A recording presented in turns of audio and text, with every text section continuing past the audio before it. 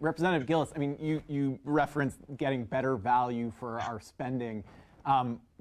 What specifically can the legislature do to accomplish that? I mean, that's sort of the kind of thing we hear from legislators, but without any specific solutions to get us more efficient. Local control. How does that save us money? Well, number one, we need to downsize the government what we can afford. Is there a number two, or that was just number one? Nope, that's it.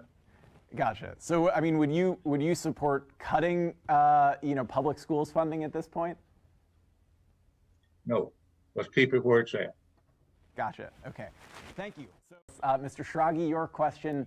Alaska's per student schools budget, what's known as the BSA, has not increased since 2017. Do you support an increase in school spending to keep up with inflation? So I think that we do have to address education funding. That is for sure. We're watching school districts deal with, the cost of inflation, the cost of increased medical care and healthcare costs. So, every year that we go with flat budgets for our schools is yet another tick away at their ability to serve our students and educate our next generation. So that's something we have to address. I think the other thing is we have to provide them with stable funding that they can plan and prepare for. This last minute funding of education that we see year after year in the legislature, it's not working. Pink slipping our teachers, that's just yet another cost increase for our state. So we need real solutions. We need to address these costs and these problems that we have if we're going to get through this crisis. So Mr. Schrage, is that a yes? You would support an increase to the BSA for inflation? Well, I know that there are going to be a lot of pieces in play this next year in the legislature. The budget is very complicated, and as Gillis stated, things are very tight.